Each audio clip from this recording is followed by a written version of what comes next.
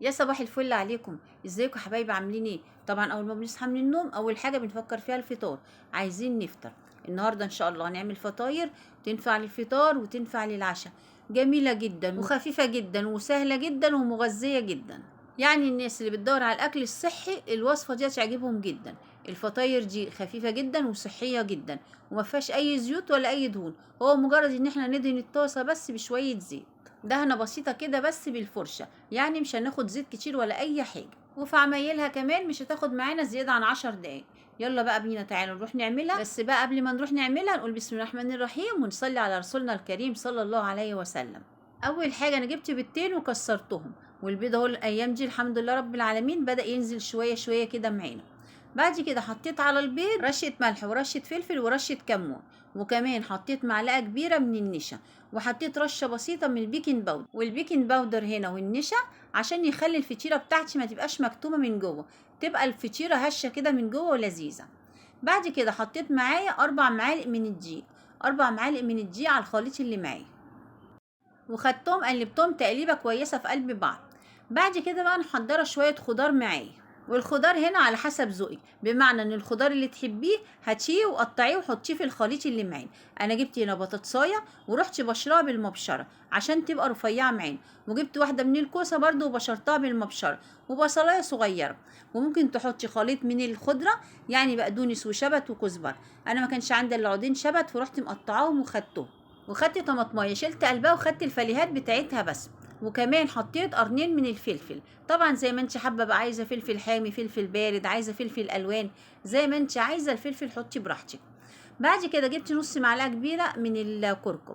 الكركم ده هيديني لون حلو قوي، وكمان هيبقى قيمه غذائيه برضو مع الخضار. عشان احنا قلنا ان الفطيره صحيه، يبقى كل حاجه فيها باذن الله مغذيه. كل حاجه احنا حاطينها في الفطيره مغذيه جدا، من البيض للخضار كل حاجه باذن الله مغذيه.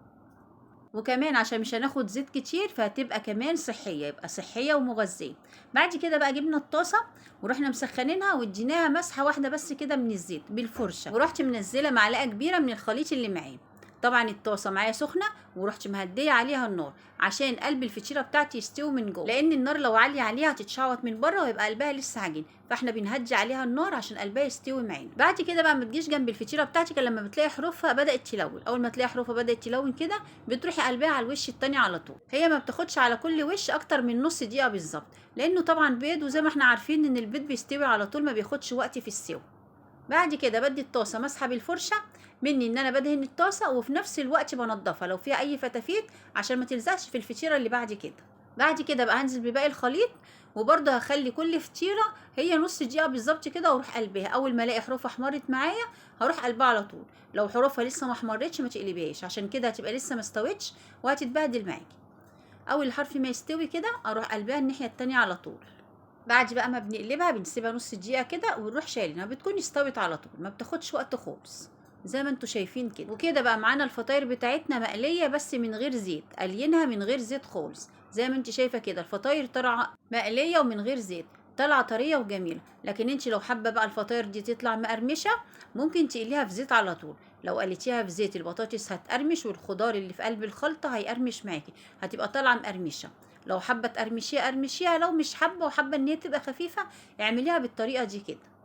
دول بقى كده اخر فطيرتين معانا، حطيتهم في الطاسه وبرده مهديه النار على الطاسه. اول ما حروفهم احمرت رحت قلبهم. ما بقلبش الفطيره خالص الا ما حروفها بتحمر، اول ما بتحمر على طول بقلبها. تعالوا بقى نشوف كده شكل الفطاير بتاعتنا من جوه بعد ما خلصناها. شوف الفطاير جميله ازاي. ممكن كمان على فكره تتاكل من غير عيش، لان هي فيها دقيق، فممكن تاكليها كده حاف من غير عيش ومن غير اي حاجه. هي مش عايزه جنبها بقى الا عودين جرجير او خيارتين مخللين كده وتبقى حاجه بقى اخر جمال. وما تقلقيش على الخضار اللي جواها، الخضار كله مستوي، لان احنا الخضار مقطعينه رفيع جدا واللي بشرينه كمان بالمبشره، يعني ما فيش اي احتمال لان يكون الخضار اللي جواها ني، والخضار كله مستوي وجميل. ما تقلقيش خالص من ناحيه الخضار لان احنا مقطعينه طبعا رفيع جدا. لو عايزه الخضار يقرمش او تبقى مقرمشه كده، تبقى فطيره مقرمشه زي ما قلت لك، نزليها قليها في الزيت، قليها قلي كده في الزيت، هتبقى مقرمشه زي الشيبسي كده معاكي. بس اهم حاجه لو حبيتي تقرمشيها تنزليها على زيت ساخن جدا او سخن جدا، عشان اول ما تنزل الزيت تاخد صدمه على طول وكل الخضار اللي فيها يقرمش معاكي، تبقى مقرمشه بجد، بتبقى لذيذه جدا. بس انا بصراحه قلت لا كده تبقى خفيفه، سواء في الفطار او في العشاء، عشان ما نتقلش سواء كان الصبح او بالليل. او لو حبيتي تعمليها سندوتشات لولادك سواء كانوا رايحين الحضانة او رايحين المدرسة، هتبقى خفيفة ومش هتبقى مزيتة، وهتبقى سندوتشات بسيطة منها مغذية جدا ومنها كمان مش متكلفة كتير. جربي بقى العجة الصحية بتاعتنا او اللي احنا مسمينها فطاير، وان شاء الله هتعجبك. ولو عجبتك وعجبك الفيديو بتاعنا، ما تنسيش تدخلي قناتي تعملي لي لايك وتعملي لي اشتراك. وبالهنا والشفا، صباحكم فل.